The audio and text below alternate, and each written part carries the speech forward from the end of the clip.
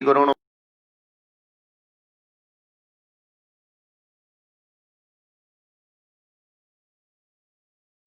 सावधेतम सावधूतम परिजन सहितम कृष्ण चैतन्य देवम श्री राधा कृष्ण पादान सह गण ललिता श्री विशाखान्वितांश्च हे कृष्ण करुणा सिंधु दीनबंधु जगतपते गोपेश गोपिका कांत श्री राधा कांत नमोस्तुते तप्तो कांचन गौरांगी श्री राधे वृंदावनेश्वरी वृश्वानुसुते देवी प्रणमामि हरिप्रिया नमो विष्णुपादाय कृष्ण पृष्ठाय भूतले श्रीमते भक्ति वेदांता स्वामिनिति नामिने नमस्ते सरस्वती देवी गौरवाणी प्रचारिणे निर्विशेष शून्यवादी पाश्चात्य देश तारणे। दोनों हाथ उठाए, बोली जय श्री कृष्ण चैतन्य प्रभु नित्य नंदा श्री अद्वैत गदाधर श्रीवासादि गौर भक्त वृंदा। हरे कृष्णा कृष्णा कृष्णा हरे हरे, हरे राम राम राम हरे हरे। बहुत सारे लोग बोलते हैं महाराज जी हाथ क्यों उठवाते हो? कोई अपराधी जब पुलिस के आगे आ जाता है और वो चाहता है पुलिस मुझे गोली ना मारे, तो वो दोनों हाथ उठा के क्या कर देता है? फिर उसको आश्रय प्रदान किया जाता है। ऐसे हम जितनी जीवात्मा हैं, हम रोज असंख्य अपराध करते हैं और पुण्य हम गिनने चुने करते हैं। अपराध हम क्या करते हैं? रोज करते हैं। अपराध कैसे कैसे होते हैं? कुबेर जो धन का देवता है, जो धन हमारे सारे संसार को अपनी धुरी के चारों लगाए हुए, उस धन के देवता कुबेर के दो पुत्र थे, नल कुबर और मणिग्रीव। और इसको अपने पिता के धन के ऊपर बहुत अभिमान था। तो इसने एक बार क्या करा कि सरोवर में स्वर्ग की अप्सराओं को बुलाया, और बड़ी सुंदर सुंदर अप्सराएं थी, और उनके साथ दोनों भाई जल सरोवर में जल क्रीड़ा करने लगे, मनोरंजन करने लगे। और उसी समय भगवान के शुद्ध भक्त नारद जी वहां से जा रहे थे। श्रीमन नारायण नारायण नारायण, लक्ष्मी नारायण नारायण हरि हरि।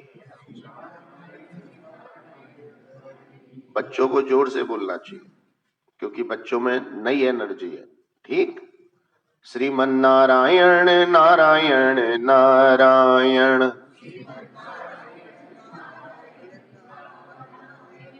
कम से कम दिनेश जी के बहाने ऐसे ऐसे शब्द हमारी जीभ पे आ रहे हैं जो कभी, अभी हमने बांछा कल तरु वश्या कृपा सिंधु वही बच्चा पढ़ा, मंत्र पढ़ा, फिर हमने पंच तत्व मंत्र पढ़ा जो कभी जीवन में हो सकता हमने नहीं पढ़ा हो, क्योंकि ये शरीर कौन से तत्वों से बना है? 5 भौतिक तत्वों से। वही मंत्र आपने पढ़ा अभी, जय श्री कृष्ण चैतन्य प्रभु नित्यानंदा श्री अद्वैत गदाधर श्रीवासादि गौर भक्त। तो जब नारायण नारायण करते रहे, नारायण नारायण करते हुए नारद जी वहां से निकले जा रहे थे, तो स्वर्ग की अप्सराओं को चिंता हो गई कि अगर वो हमें नग्न अवस्था में देखेंगे तो नाराज हो जाएंगे। तो जल्दी जल्दी उन्होंने अपने कपड़े पहनकर कहा, महर्षि प्रणाम, पाए लागू। पहले हम लोग किसी भी पंडित जी को, ज्ञानी को, कथा व्यास को देखकर बोलते थे पाए लागन। उसे पाए लागन को हमने पा लागन कर दिया। हमें यही नहीं पता हम कहना क्या चाह रहे हैं। महाराज जी पालागन, तो पालागन नहीं था, वो था पांव लागन, मैं आपके चरणों को लगना। तो ऐसी स्वर्ग की अप्सराएं बोली कि हे देव ऋषि पांव लागन, क्योंकि जल्दी से ऋषि मुनि स्त्रियों से पैर नहीं छुआते। कहा ठीक है आशीर्वाद। लेकिन ये जो दोनों बालक थे, नल कुबर और मणिग्रीव, कुबेर के पुत्र, ये दोनों धन के अहंकार में नंग धड़ंग ऐसी खड़े रहे घमंड के साथ। तब नारद जी ने कहा कि तुम किसी संत, किसी महात्मा का सम्मान नहीं कर सकते, प्रणाम नहीं कर सकते, निर्लजता से खड़े हो नग्न जाओ, तुम इसी योनि में चले जाओ। तो ये दोनों नारद जी के श्राप से पेड़ बन गए, यमला अर्जुन के दो वृक्ष बनकर वृंदावन में नंद महाराज के आंगन में एक साथ खड़े हो गए। क्योंकि पेड़ योनि होती है लेकिन वो कपड़ा नहीं पहनता। जब इनको अपनी गलती का एहसास हुआ तो इन्होंने चरण पकड़ लिए। और संत की एक विशेषता है कि आपने उसके चरणों में कितना बड़ा अपराध कर दिया हो, जैसे ही आप क्षमा मांगते हो वो तुरंत आपको क्या कर देता है। ये संत की विशेषता है। अगर आपने उसका सर भी फोड़ दिया और उसके बाद आप चले गए मुझसे गलती हो गई थी, तो वो एकदम क्या बोल देगा, क्षमा कर देगा। क्षमा बड़न को चाहिए, छोटन को उत्पात। अगर हमें अपने चरित्र को, कैरेक्टर को ऊंचा उठाना है तो हमारे अंदर क्षमा भाव होना चाहिए। आप सड़क पे चल रहे हैं, कोई गाड़ी आपसे एकदम टकरा जाए, स्कूटी वाला मार जाए, तो तुरंत अभद्र भाषा बोलने की आवश्यकता नहीं, क्योंकि ये गलती आपसे भी हो सकती है। आपका बच्चा नहीं सुन रहा है तो तुरंत आपको आग बबूला होने की आवश्यकता नहीं। आपका नौकर, आपका दास दासी एकदम से आपकी बात नहीं सुन रहा है तो आपको एकदम क्रोध में आने की आवश्यकता नहीं। क्यों? क्योंकि संत लोग हमें जो सुना रहे हैं वो कह रहे हैं कि क्षमा बड़न को चाहिए। अगर आपने बड़ा बनना है जीवन में, आपने अपने माता पिता के नाम को आगे बढ़ाना, अपने कुल के नाम को आगे बढ़ाना है, तो आपके अंदर क्षमाशीलता होनी चाहिए, नम्रता होनी चाहिए, मुलायमियत होनी चाहिए, आपकी वाणी में मिठास होना चाहिए, आपके व्यवहार में मधुरता होनी चाहिए। जहां कांटे होते हैं वहां ज्यादा लोग बैठना चाहते हैं, जहां कोमल घास होती है वहां बैठते। कांटों के पास कोई जाना, विषैले, फुंकारने वाले, जहरीले, बिच्छू, सांप, छिपकली, इनके पास कोई जाना नहीं चाहता। लेकिन हिरण को और गाय के बच्चे को सब पकड़ना चाहते। तो इसलिए शास्त्र हमारा कह रहा है, तृणादपि सुनीचे न तरुरिप सहिष्णुना, अमानी न मान देना कीर्तनीय सदा ही। हमें अपने जीवन को तृणादपि, तृण से भी ज्यादा नम्र बनाना, अर्थात सहन शक्ति। तृणादपि सुनीचेना तरुरिप सहिष्णुना, तरु कहते हैं वृक्ष को। वृक्ष पे फल आते हैं और फल से वो लद जाता है। बच्चे ने पत्थर उठाया और उसने धड़ से किसके ऊपर मारा, और उसने 2-3 पत्थर मारे तो जल्दी से वृक्ष ने क्या गिरा दिया। यानी कि एक तो फल दे रहा है, ऊपर से क्या खा रहा है आपके। तो यही बात तो आप कहते हो, महाराज हम तो इसका भला चाह रहे हैं, मुझे क्या कह रहा है, बोलो। जिस वृक्ष पे फल थे उसने क्या खाए, इससे तो बंजर बढ़िया था, जिसकी तरफ कोई देखना भी नहीं। तो शास्त्र हमें दिखा रहा है, सिखा रहा है कि अगर आप बहुत बढ़िया हो, दानी हो, आप अपने भाइयों का, परिवार में आप सबके लिए करते हो और सब आपके लिए नहीं सोच रहे, तो आपको परेशान होने की आवश्यकता नहीं। कितने लोग ऐसे हैं संसार में जो रोज भगवान का गुणगान करते हैं, कितने लोग ऐसे जो सुबह उठते ही भगवान का नाम लेते हैं, कितने लोग ऐसे जो रात को सोते ही भगवान का। तो उनसे ज्यादा संख्या आजकल मोबाइल वालों की हो गई, जो मोबाइल देखकर सोते हैं और मोबाइल देखकर ही, और रात में अगर 1-2 बार उठ गए तो ये जरूर देख लें कि किसी की मिस कॉल या किसी का मैसेज तो नहीं आ गया। और अब वो भगवान को क्या हो गए, भूल गए। क्या भगवान केवल हमारा व्यापारी देते हैं? क्या भगवान केवल हमें परिवार देते हैं?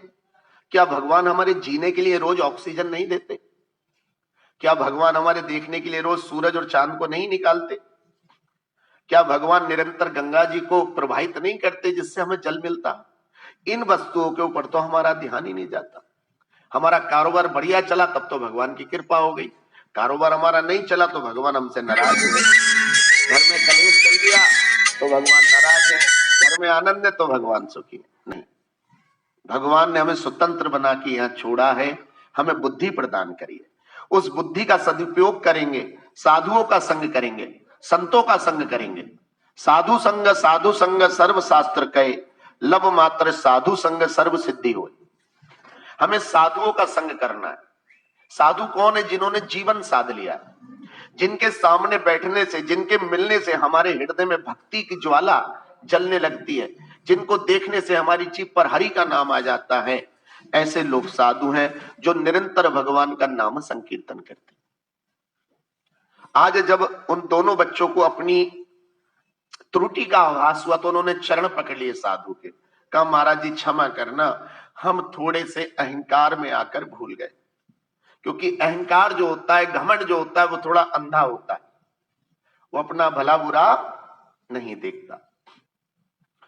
तो आज नारद जी ने कहा कि देखो बेटा, तीर कमान से और बात जवान से निकलने के बाद वापस, लेकिन तुमने क्षमा मांगी है तो मैं तुम्हें एक वरदान और देता हूं कि तुम्हारी मुक्ति के लिए स्वयं भगवान ही तुम्हारा आकर उद्धार करेंगे। ये दोनों जब जाकर यमला अर्जुन के वृक्ष बन गए नंद महाराज के प्रांगण में, आंगन में, तब कहते हैं एक दिन भगवान ने माटी की लीला करी। उन्होंने माटी खाई तो सारे ग्वाल बाल शिकायत करने आ गए, तेरे लाला ने माटी खाई, यशोदा सुन माई। यशोदा जी बड़े गुस्से में आ गई, कान पकड़ लिया, मुंह खुलवाया तो उसमें ब्रह्मांड नजर आ गया, उनका सिर चकरा गया। भगवान ने कहा मैंने क्या करा? भगवान योग माला फैलाए रहते थे, योग माया से कोई उन्हें भगवान नहीं मान पाता था, सब साधारण समझते थे। भगवान ने तुरंत योग माया फैलाई तो माटी का डेला मुंह में नजर आ गया। तो कान पकड़कर यशोदा मैया ने उनको बांध दिया उखल से, और भगवान उस उखल को लुढ़काते हुए वहीं ले गए जहां दोनों वृक्ष खड़े थे, और दोनों वृक्ष में फांस के झटका मारा तो भयानक आवाज के साथ वो वृक्ष गिर गए और वहां दो देवता प्रकट हो गए। श्री कृष्ण गोविंद हरे मुरारे, हे नाथ नारायण वासुदेवा।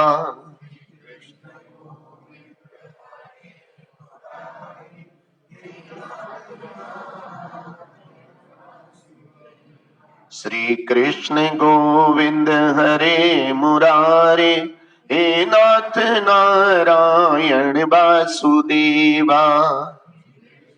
सब बोलिएगा।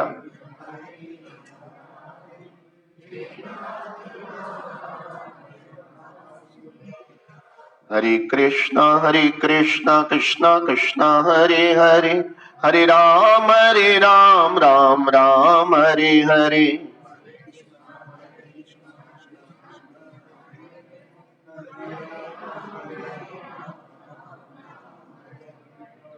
कहा भगवान आपके कारण हम अपनी बद योनियों से छूट गए।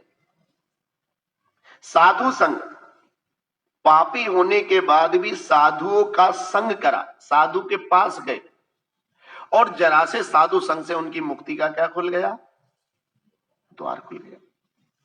एक डाकू थे, वो लोगों को लूटते थे, और लूटने के बाद क्या करते थे, पहचान के लिए उंगली काट के उनकी और अपनी हार में डाल लेते थे, और उनका निरंतर हार का साइज क्या हो रहा था?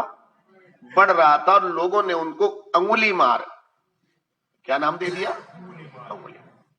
अब एक दिन वहां से एक संत महात्मा निकले जा रहे थे, और वो दोनों हाथों से भगवान का नाम संकीर्तन करते हुए जंगल में जा रहे थे। अरे जय जय राधा रमण हरि बोल, जय जय राधा रमण हरि बोल।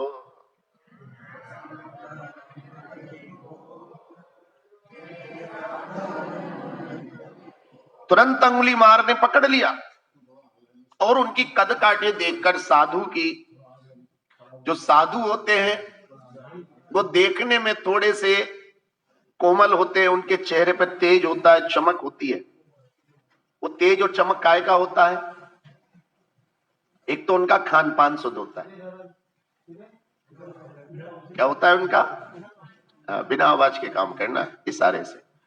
आवाज मेरी काफी है, बोलो हरे कृष्णा। साधुओं के, साध्वियों के चेहरों पर तेज किस लिए होता है? एक तो उनका खान पान शुद्ध होता है, दूसरा उनका मानसिक चिंतन, उन्हें क्रोध बहुत कम आता है, ना के बराबर, और दूसरा वो भगवान में हर समय तन्मय रहते हैं। तो इन तीन चीजों की वजह से उनके चेहरे में क्या रहता है? तेज रहता है। जैसे किसी का ताप नापना है तो थर्मामीटर उसके मुंह में लगाया और वो बता देता है कि 98 है, 100 है, 102 है, 103 है। ऐसी साधुओं का तेज बता देता है कि उनकी साधना कैसी चल रही है। साधु से जरा देर बात करते हो पता लग जाता है कि हाँ ये साधु कौन से स्तर के। साधु का मतलब जिसने जीवन साध लिया। उस साधु को पकड़कर वो बड़ा खुश हुआ, इसको मुझे मारने में बड़ा आनंद आएगा, इसकी उंगलियां भी बड़ी साफ है और मेरी शोभा बढ़ेगी। जैसे उसने तलवार निकाली, बोले भैया क्या कर रहा है? बोले भाई मैं तुझे लूटूंगा। बोले लूट ले, मैं तुझे मारूंगा, लेकिन क्यों मारेगा? कहते मेरा यही व्यापार है, मैं आपकी धन दौलत लूट लेता हूं, तुम जाके किसी से कहो ना, इसलिए मैं तुम्हारी हत्या और अपनी वीरता के पदक बढ़ाने के लिए मैं उंगली को क्या करता जाता हूं, उसमें डालता रहता हूं। बोले अच्छा, ये किसके लिए कर रहा है? बोले मेरे छोटे छोटे बच्चे हैं, मेरे वृद्ध माता पिता हैं, मेरे कुछ मेरे भाई भी हैं। बोले अच्छा, तो तू तो बहुत बड़ा पापी है और पाप का दंड केवल तू अकेला भुगतेगा और मजे सब ले रहे। बोले मैं समझा नहीं महात्मा तेरी बात। बोले देख, जितना तू अपराध कर रहा है इसका केवल केवल तुझे पाप मिलेगा, सजा तुझे मिलेगी, और जो यहां से तू लूट के ले जाता वो सब में बांट देता। जा एक काम कर, घर जाके कहना भी कि राजा के सैनिकों ने मुझे पकड़ लिया है और वो ये कह रहे हैं कि अपनी जगह किसी एक को फांसी पे भेज देगा तो हम तुझे छोड़ देंगे। बोले तू बड़ा चालाक है, मैं घर जाऊंगा तो तू यहां से भाग जाएगा। बोले अच्छा एक काम कर, मुझे पेड़ से बांध जा, लेकिन मेरे दोनों हाथ छोड़ दे। बोले वो क्यों? बोले मुझे कीर्तन करना है, मैं जब तक हाथ उठा के कीर्तन नहीं करता मुझे चैन। उसने अच्छी तरीके से बांध दिया और चला गया, और उसने पलट के देखा तो वो अपने पीछे हाथ उठा के क्या कर रहे थे? हरे कृष्ण कृष्ण कृष्ण हरे हरे, हरे राम राम राम हरे हरे।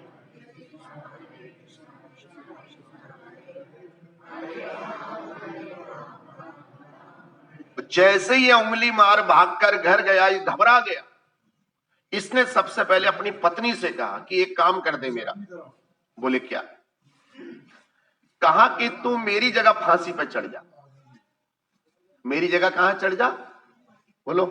उसने कहा ना जी मैं नहीं चढ़ूंगी फांसी पर, फांसी पर लेटेंगे तो बहुत होता। बोले मैं जो काम करता हूं तुम्हारे लिए उसमें मैं पकड़ा गया हूं। तो बोले हमने कब कहा था आपसे ये काम करो? नहीं नहीं मैं। बोले अरे तू तो कहती थी मैं तुमसे बहुत प्यार करती हूँ, तुम्हारे बगैर जी नहीं। बोले वो तो मैं अब भी कर रही हूँ, लेकिन तुम्हारी जगह फांसी पे क्यों चढ़ जाऊं मैं? यही बात उसने अपने बच्चों से गई, सबने मना कर दिया। उसने अपने भाइयों से गई, नहीं नहीं, बोले अभी तो हमारा जवानी है, हमने कुछ देखा नहीं, काम तुम करते हो, फांसी पे हम क्यों चढ़े? फिर उसने थक हार के अपने माता पिता से कहा। उसने कहा, बोले नहीं हम भी नहीं चढ़ सकते। तब वो उसके अंदर से हाथ बंधे हुए चलते, ऐसे चला जा, क्या कर रहा है? हाथ उठा के हरे हरे, हरे राम राम राम हरे हरे। हाथ उठा के बोलिए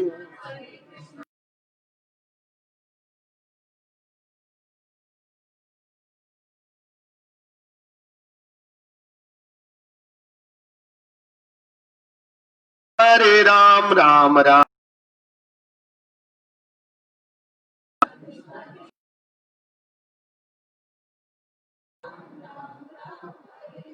मार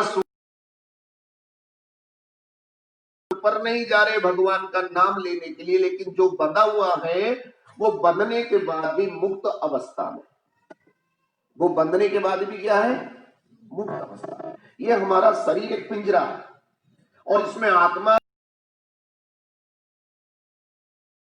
अगर वो अंदर से हरि का नाम लेती रहेगी तब हम मुक्त, यहाँ पर बंधे हुए हैं। इसलिए हमें हमेशा भगवान के दिव्य नामों का उच्चारण करके अपने शरीर और आत्मा दोनों को शुद्ध करते रहना चाहिए। जाना है भगवत धाम तो टिकट है हरि का, और कोई दूसरा टिकट नहीं है। कभी आप लोग मेट्रो गए होगे दिल्ली, तो वहां एक टोकन मिल जाता है, टोकन मिले या कोई डेबिट कार्ड क्रेडिट कार्ड मिले इत्यादि को, जब तक उसे नहीं रखोगे तब तक गेट खुलने वाला नहीं है। जाना है तो टिकट केवल हरि का नाम है से होना चाहिए, किसी भी बहाने से। रात को सोते समय हम नियम बना ले भगवान का नाम लेकर सोएं, कर ही उठेंगे। खाना भी खाएंगे तो ठाकुर जी का नाम ये और हरे कृष्णा राम राम करना, हमें श्याम श्याम बोलना है। हमने हाय, अंग्रेजों को तो पता नहीं, अंग्रेजों को पता लग गई है। आज हमारे इस्कॉन में करोड़ों अंग्रेज आ गए और हमसे अच्छी भक्ति करते। हम तो केवल देखकर खुश हो जाते कि हम तो वृंदावन गए थे महाराज जी, आपके मंदिर में हमने अंग्रेज देखे, खुश हो गए उनके तिलक देखकर, उनकी वेशभूषा देखकर। अरे खाली खुश होने से क्या होता है? मार्केट में गए, बढ़िया से रसगुल्ले आपने देखो, रसगुल्ले देखकर आप बड़े खुश हुए और आपने घर आके बताए कि ऐसे ऐसे बाबूराम जी की दुकान में वो क्या रखे थे बड़े बड़े, तो रसगुल्ले भी देख लिए, खुश भी हो गए, आके बता दी, लेकिन उसका कुछ फायदा तो हमने लिया नहीं। वही हाल हमारा हो जाता है कि हम अंग्रेज भक्त को देखते हैं, तिलक लगाते हुए देखते हैं, सिर पे पल्ला देखते हैं, माला करते हुए देखते हैं, लेकिन हम वो काम अपने घर आकर नहीं करते कि हमें भी वैसा करना चाहिए। हम अपने बच्चों को कॉन्वेंट कल्चर में पढ़ाकर अंग्रेज बनाने का प्रयास कर रहे हैं और वहां यूएसए, यूके, रसिया, यूरोप, जर्मन, जापान, अफ्रीका, इन सबके जो लोग हैं वो हमारे श्रीमद् भागवत को, गीता को पढ़ पढ़कर अपने जीवन का उद्धार करें। रशिया के अंदर तो 3 बार बैंड लगा हमारे ऊपर, वहां अदालत में मुकदमा ठोक दिया गया, कोई अगर तिलक लगाएगा, माला करेगा, गीता लेके जाएगा तो उसे बंद कर दिया जाएगा। तो हमारे लोगों ने कोर्ट में मुकदमा लड़ा। नहीं देते, हम तो केवल गीता के ज्ञान देते हैं कि उससे लोग अपना जीवन सुधारें। हम खान पान सुधारने को कहते तो इसमें क्या है, तब वो हमारे ऊपर से बैंड हटा, जैसे उन पर बैंड लगा दिया गया कि तुम गीता मत पढ़ो, तुम माला मत करो, तुम तिलक मत लगाओ, ना माला करे, तिलक तो कोई लगाना ही नहीं चाहता। देखो, अगर हमारा सनातन धर्म में से एक हमारा शाखा निकली है सिख, 5 चीजें धारण करते हैं वो हर समय, पगड़ी भी बांधते हैं, कृपाण भी रखते हैं, 5 चीजें वो अपनी धारण करते हैं। अगर हम मुस्लिमों को देखें तो वो टोपी लगाते, 5 टाइम की नमाज पढ़ते हैं। अगर हम अन्य लोगों को देखें वो अपने अपने धर्म का पालन करें, लेकिन हमारा जो सत सनातन धर्म है वो थोड़ा सा इस मामले में पिछड़ रहा है, क्योंकि हम लोग अंग्रेज बनना चाह रहे हैं और अंग्रेज लोग इंडियन बनना चाह रहे हैं। वो जब भी शांति की खोज में आते हैं उनको ऋषिकेश बहुत भाता है, उनको चारों धाम बहुत भाते हैं। तो हमें क्या करना है, हमें भी इस उंगली मार की तरह अपनी गलती सुधारनी कि पाप तो हम अकेले करते हैं, मजा सब लेते हैं, सजा केवल हमें। तो आज से हम प्रयास करेंगे कि हम सबसे पहले गीता और भागवत में क्या लिखा है उसे जानने का प्रयास करें। हम अपने घर में संतों को बुलाएं, थोड़ी देर में ही संत हमें बहुत सारा ज्ञान दे जाते हैं जिससे हमारा जीवन बदलता है। संतों को पारसमणि कहा जाता है। पारसमणि का काम क्या होता है, उससे जैसी लोहा छूता है वो क्या बन जाता है, सोना। देर नहीं लगती, क्या नहीं लगती, हाँ। साधु संग सर्व शास्त्र कहे लब मात्र, लब कहते हैं पलक का झपकना। एक पलक जितनी देर में निमिष में झलकता है उसका एक अंश होता है लब। लब मात्र साधु संग सर्व सिद्धि होए। थोड़ा थोड़ा आगे आ जाएंगे आप लोग, तो बाकी लोग पीछे बैठते चले जाएंगे। लब मात्र साधु संग सर्व सिद्धि हो। अगर थोड़ी देर के लिए भी हमें सच्चे साधु का संग मिल गया तो हम क्या कर सकते, अपने जीवन को बदल सकते। हमें जीवन बदलना है भैया, हमें धन दौलत इकट्ठी करके अंबार नहीं लगाना, क्योंकि हमसे पहले पहले बहुत सारे धन के देवता जो थे कुबेर, वो भी अपनी अपनी संपत्ति को यहीं छोड़ गए। एक राजा की कथा आती है। ये राजा था, वो बड़ा त्रिकालदर्शी था। उसने सोचा कि मेरा तो जीवन बढ़िया कट रहा है, आने वाली मेरी जो पीढ़ियां हैं उनका भी जीवन शांति से और सुख शांति से कटे, इसलिए उसने अपने राज्य की सीमा के किनारे पर एक नदी के पास एक बहुत ही गुप्त लंबी सुरंग बनाकर एक तहखाना बनवाया और उसमें उसने सोना और हीरा जवाहरात इकट्ठा कर दिया और उसका पता केवल अपनी पत्नी को बताया, 2 जने को, और कहा कि भैया देखो तीसरे को मत बताना। हर 15 दिन में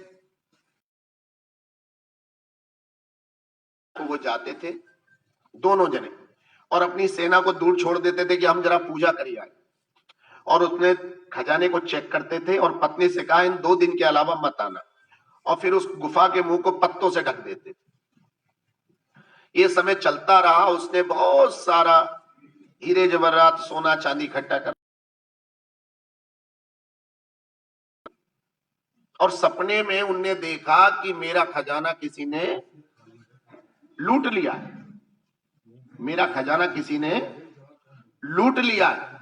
और ऐसे करके वो बिना बताए सुबह 4 बजे अपने घर से चला गया अकेला, और जाकर उसने पत्ते हटाए, उसने दरवाजा बाहर से बंद जो होता कुंडा उसे खोल के अंदर गया और जाकर वो अपने सुरंग में जाके अंदर जा गया। और आज के मन में आया थोड़ा सा व्यवस्थित कर दूं।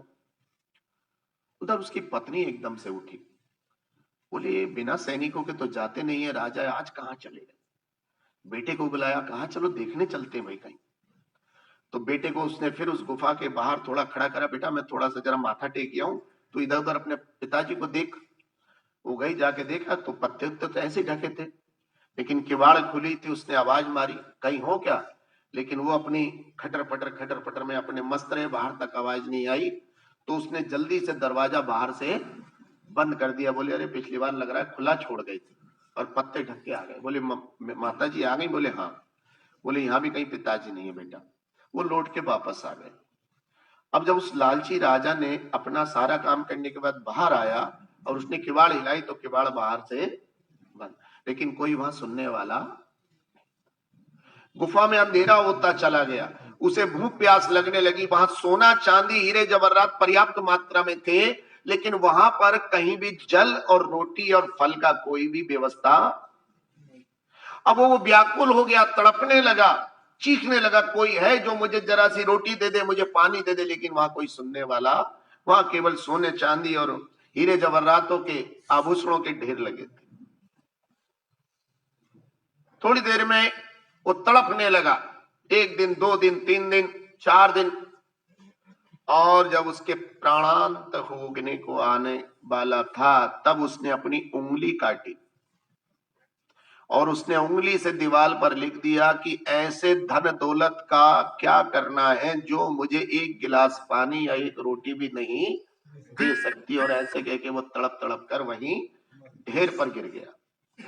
अमावस्या के दिन जब रानी ने देखा कि पति नहीं मिल रहा है, क्या नहीं हो रहा, तब उसने अपने बेटे से कहा कि बेटा तेरे पिताजी ने एक बहुत बड़ा खजाना तुम्हारी आगे आने वाली पीढ़ियों के लिए व्यवस्था करके रखा है, चलो मैं तुम्हें लेकर चलती हूँ। और आज माँ बेटे दोनों उस गुप्त खजाने में पहुंचे तो क्या देखते हैं, उनके पति मृत अवस्था में वहां पड़े हैं और सामने दीवार पे लिखा है ऐसे धन का क्या फायदा जो मुझे जल भी और रोटी भी ना दे सके। तो धन के साथ अगर परम धन हमारे जीवन में आ जाएगा तो शास्त्रों में एक वाणी आती है, श्रीमद् भागवत के 12वें स्कंद में बात आता है कि कीर्ते यद ध्याय तो विष्णु त्रेतायाम यजतो मखे द्वापरे परिचर्यायाम कलौ तदहरि कीर्तना। जो सतयुग में फल हमें बड़े बड़े ध्यान तपस्या से मिलता था, जिसके लिए हम क्या करते थे, वहां अपनी हजारों वर्ष की वो लगा देते थे। जो कार्य हमें त्रेता में बड़े बड़े यज्ञ करने के बाद मिलता था, त्रेतायाम यजतो मखे, जो पुण्य हमें द्वापर में अर्चा विग्रह की पूजा करने के बाद प्राप्त होता था, कलौ तद हरि कीर्तनात्। कलयुग में केवल क्या करने से मिल जाएगा आपको? श्री कृष्ण गोविंद हरे मुरारे, हे नाथ नारायण वासुदेवा।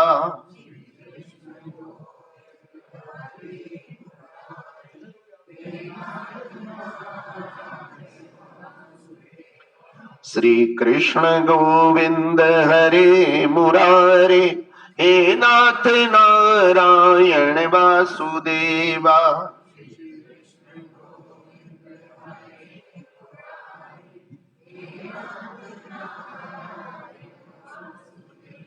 हमें इस कली के अंदर केवल हरि नाम अपनी जीभ पर लेके आना।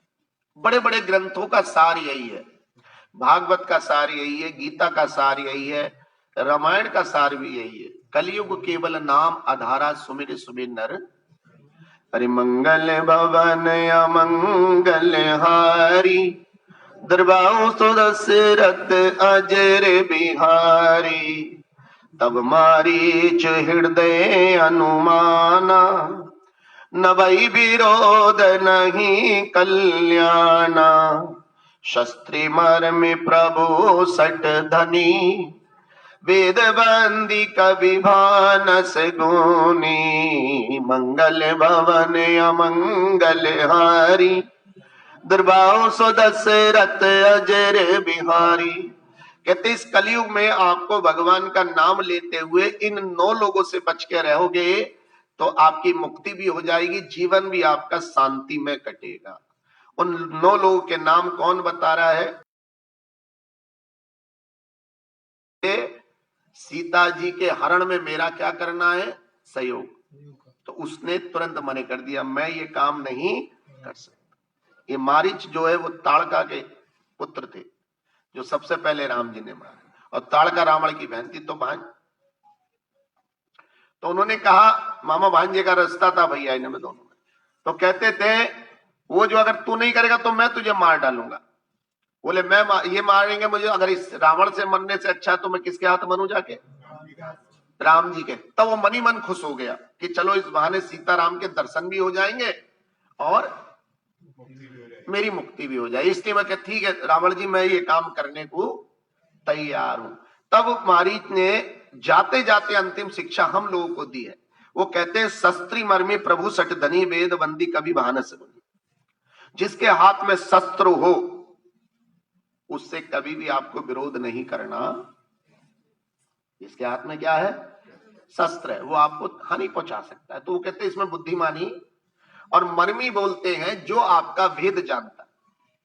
जैसे कोई आपका मित्र है, सालों से आपका मित्र था, अचानक जरा सी बात पे आपने क्या कर दिया, उसको उससे शत्रुता दूर कर दी, तो सारे आपके अंदर के भेद किसे बताएगा? बोलो है? वो सारा आपका काम देखता था, वो आपने उसको निकाल दिया चोरी करने पे। वो कहेगा ठीक है मैं सीधा इनकम टैक्स दफ्तर जा रहा हूँ। कहाँ जा रहा हूँ? तो देखो शास्त्र, ये तो मैंने बता दी, उस समय इनकम टैक्स नहीं चलता था रामायण में, लेकिन भगवान ने जो भी छुपाई बताई है वो सब आगे तक के लिए बताई। तब हमें मर्मी से भी वेर नहीं करना। अगर हमारे किसी विचार नहीं मिल रहे तो हमें हाथ जोड़कर उससे अलग हो जाना, लेकिन हमें विरोध शत्रुता नहीं करनी। तीसरा नंबर आता है इसमें, शस्त्री मर्मी प्रभु। प्रभु बोलते हैं समर्थ। किसको बोलते हैं? अगर कोई संसार का समर्थवान व्यक्ति है, चाहे पद वाला है, कोई दरोगा हो सकता है, कोई वकील हो सकता है, कोई नेता हो सकता है, इन लोगों से भी हमें बैर नहीं करना, नहीं तो अपनी सामर्थ्य से हमें क्या कर देंगे? हानि पहुंचा देंगे। उनसे भी कोई रास्ता कैसा निकालना है? प्रेम, शांति का। चौथा नंबर इसमें आता है शस्त्री मर्मी प्रभु सट। सट बोलते हैं मूर्ख। जो मूर्ख होता है, जो बिना सोचे समझे कुछ भी काम कर देता है। अक्सर 2 लोग लड़ रहे होते, बीच में तीसरा आ गया, भैया क्यों लड़ रहे हो? उन आपसे उन्होंने लड़ाई छोड़ के और तीसरे आने वाले का सिर को क्या कर दिया? फाड़ दिया। बस बोले मैं तो साहब बीच बचाव कराने गया। तो ऐसे मूर्खों के बीच में भी कभी देखना चाहिए भाई क्या हो रहा है। कोई मूर्खता वाले काम, जैसे बहुत सारे लोग होते गाड़ी चलाते बहुत तेज चलाते हैं, कोई हैंडल छोड़ देता है, कोई नए नए काम करता है एक्सपेरिमेंट, और फिर उसको क्या होना पड़ता है? उसका खामियाजा भुगतना। तो ऐसे मूर्खों के साथ भी हमें ज्यादा अपना। फिर बोलते धनी, जो धनवान है, शास्त्र कहता है जब धन हमारे पास बढ़ता है तो वो दोष लेकर आता है।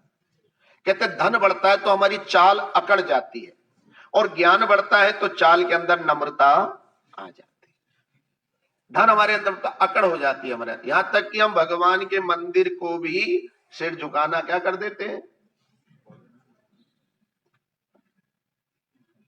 दुनिया का तमाशा क्या देखा, घर लौट के जाना भूल गए, और मंदिर भी पड़ गए मार्ग में, हम शीश झुकाना।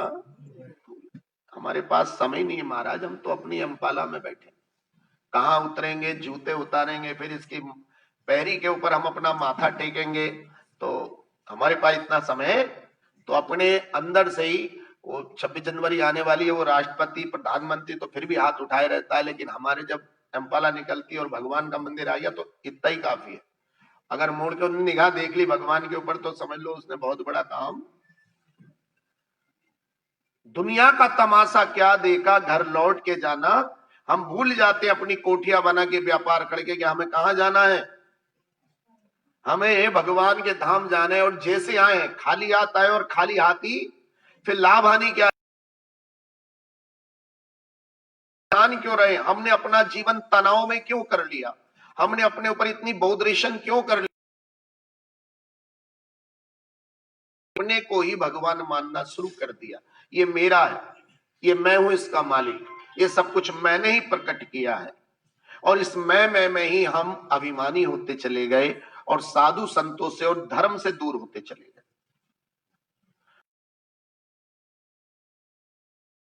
कभी अपना भला नहीं देखता। देखो रहने को तो चिड़ियों का जोड़ा भी साथ रहता है, तोता मैना भी साथ रहती है, ये कुत्ते बिल्ली भी साथ रहते हैं, लेकिन इनका साथ जो होता है वो थोड़े समय का होता है।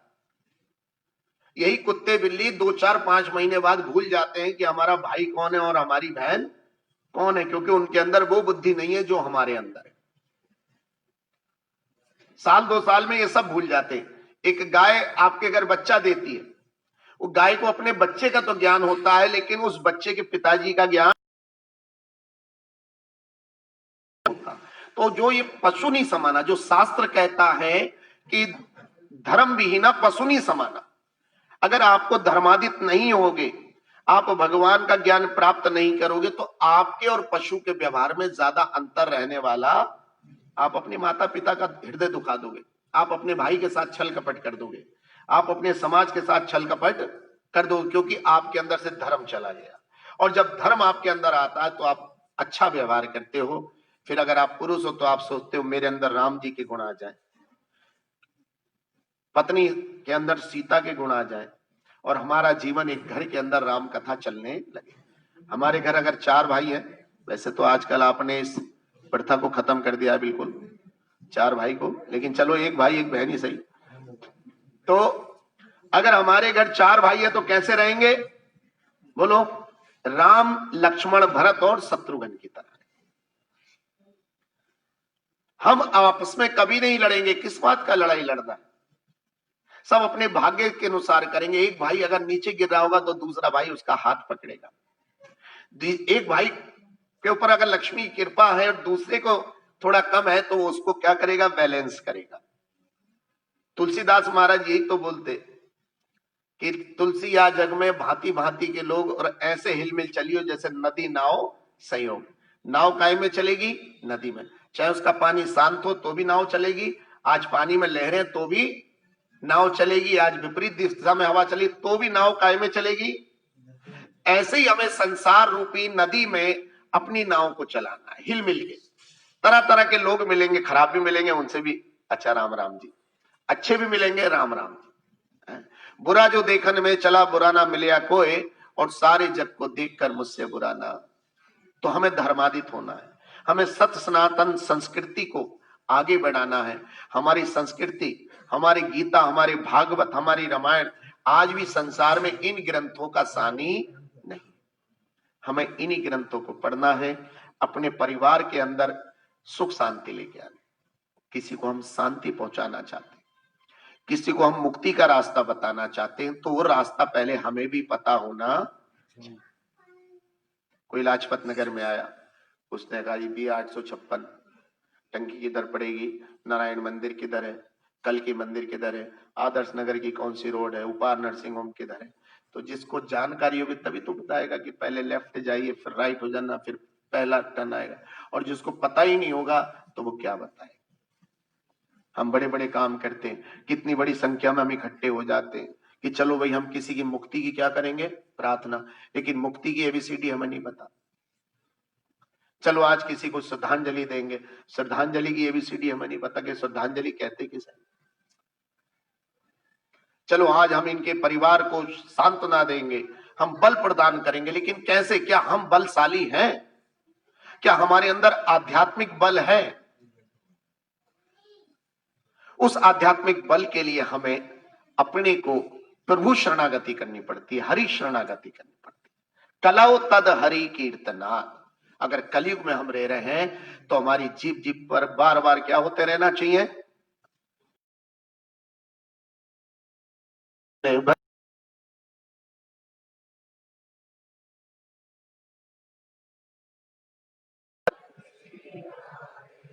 श्री राधे गोपाल भज मन श्री राधे,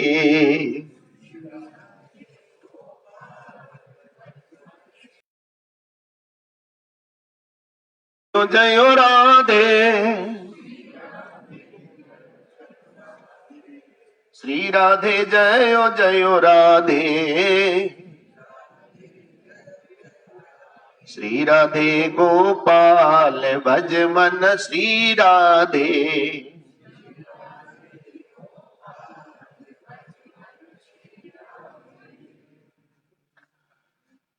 श्री राधे गोपाल भजमन, देखो श्री लक्ष्मी को भी कहते हैं और श्री भगवान की आह्लादनी शक्ति भी।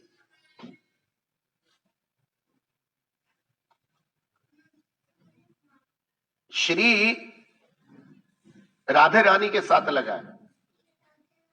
जब ब्रह्मवैवर्त पुराण पढ़ा तो उसमें पता लगा कि श्रीमती राधा रानी के चरणों में लाखों लक्ष्मियां लौटती हैं।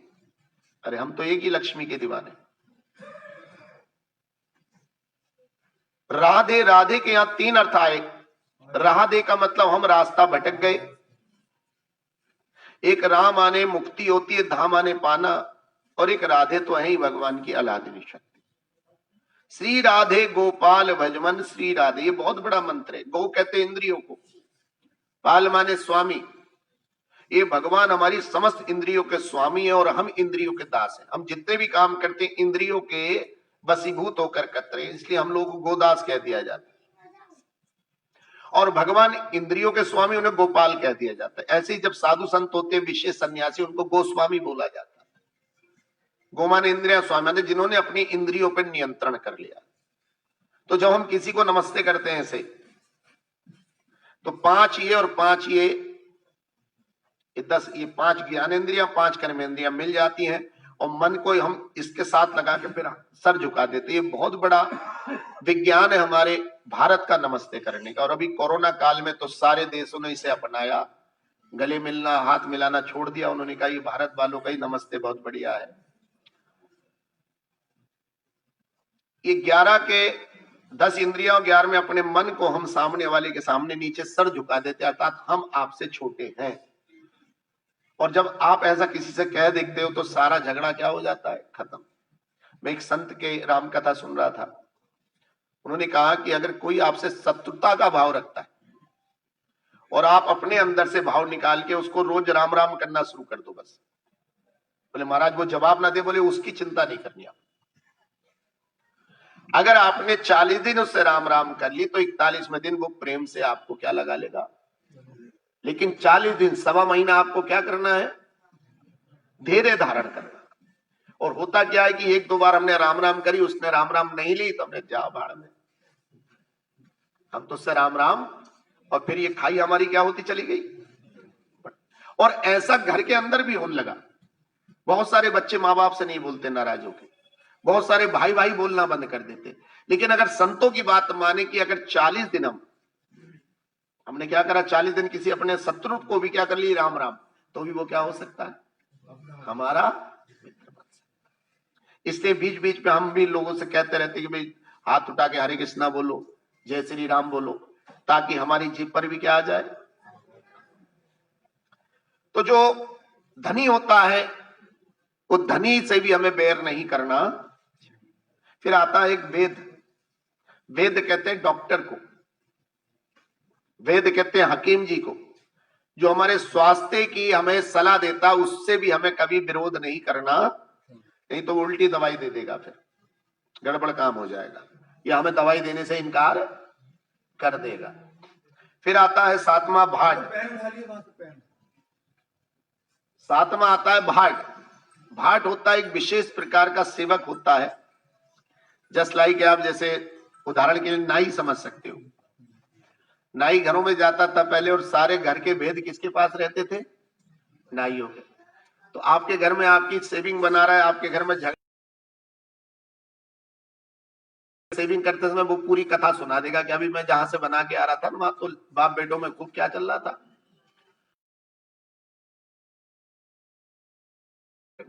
आठवां आता है कवि,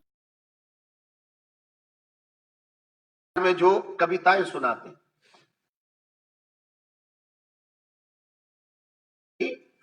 सुनाते हो क्या, तो हो सकता है आपसे उसकी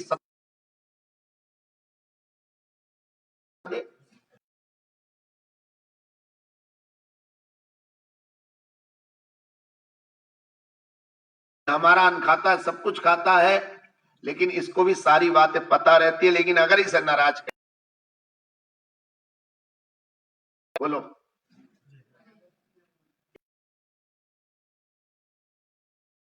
तो बताई गई आज से हजारों वर्ष पहले रामचरितमानस में वर्णन, लेकिन कभी हमने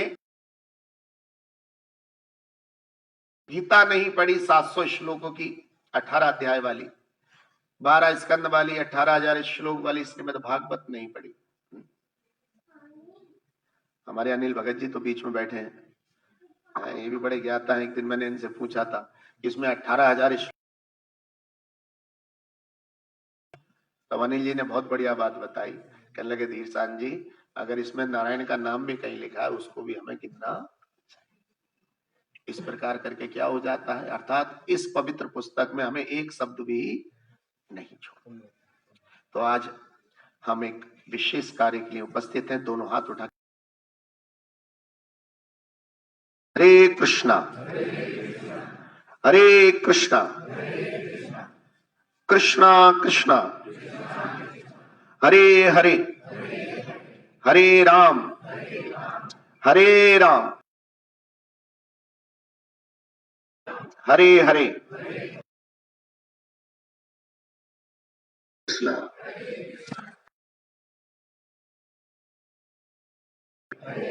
हरे राम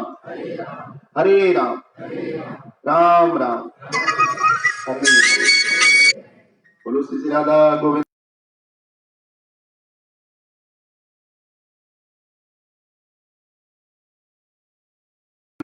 दिनेश कुमार अग्रवाल जी के आकस्मिक यहां से